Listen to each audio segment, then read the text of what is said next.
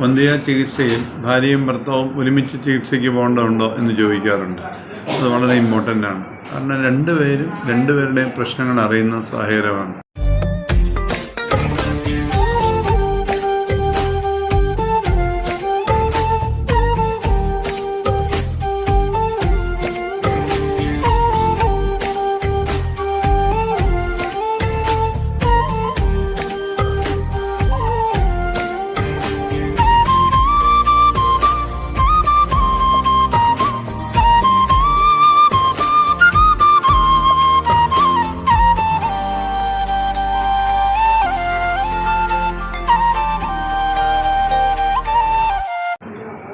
അപ്പോൾ എന്താണ് ആ ചികിത്സയുടെ പ്ലാൻ എന്ന് അവരറിയുകയും അവർക്ക് രണ്ടുപേർക്കും അത് പ്ലാൻ ചെയ്യാൻ സാധിക്കും.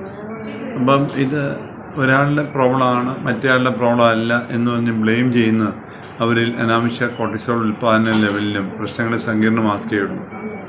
ഇവർക്ക് രണ്ടുപേർക്കും കാര്യങ്ങൾ അറിയുമ്പോൾ വീട്ടുകാരുടെ അനാവശ്യ ഇൻഫ്ലുവൻസിൻ്റെ അവർക്ക് അവോയ്ഡ് ചെയ്യാൻ സാധിക്കും. ഇന്ന് രണ്ടുപേര് എംപ്ലോയിഡാണ്, അവർക്ക് പ്ലാൻ ചെയ്ത കാര്യങ്ങൾ ചെയ്യാൻ സാധിക്കും.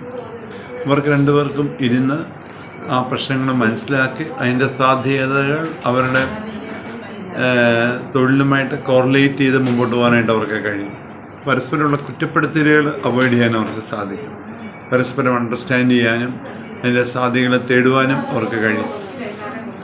അത് ഒരുമിച്ച് തൻ്റെ പങ്കാളി കൂടെ ഉണ്ടെന്നുള്ളൊരു ബോധം അവർക്ക് നൽകും. ചികിത്സയുടെ ചെലവുകൾ പ്ലാൻ ചെയ്യാൻ അവർക്ക് സഹായിക്കും. അങ്ങനെ സാമ്പത്തികമായിട്ടും മാനസികമായിട്ടും അവർക്ക് ഒരുമിച്ച് മുമ്പോട്ട് കൊണ്ടുപോകാനായിട്ട് കഴിയും. താൻ മാത്രം അതിൻ്റെ ആ സ്ട്രെസ് എടുക്കുന്നു എന്നുള്ള ചിന്ത അവരെ മാനസികമായിട്ട് തളർത്തും.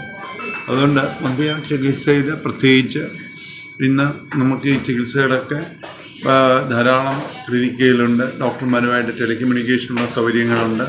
എന്താണ് എന്ന ഒരു ധാരണയോടെ രണ്ടുപേരും അതിനകത്ത് ഇൻവോൾവ് ചെയ്യണം. തുറന്ന് ഡോക്ടറുമായിട്ട് സംസാരിച്ച് അതിൻ്റെ കാരണങ്ങളും അതിൻ്റെ ചികിത്സാ രീതികളും അറിയുകയും അതേപ്പറ്റി കൂടുതൽ അറിയുകയും ചെയ്യുന്നത് അതിൻ്റെ വിജയസാധ്യതകൾ. കാര്യം ഒരു കപ്പിൾ ഒരു ഡോക്ടറെ അടുത്ത് പോകുന്ന ആ സൈക്കിളിൽ തന്നെ പ്രഗ്നൻസി കിട്ടും എന്നുള്ള പ്രതീക്ഷയോടെയാണ്.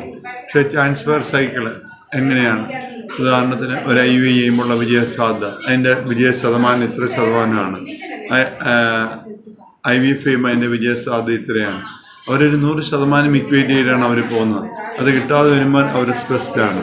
അങ്ങനെ പോകുന്നത് അവർക്ക് മുമ്പോട്ട് പ്ലാൻ ചെയ്ത് പോകാനും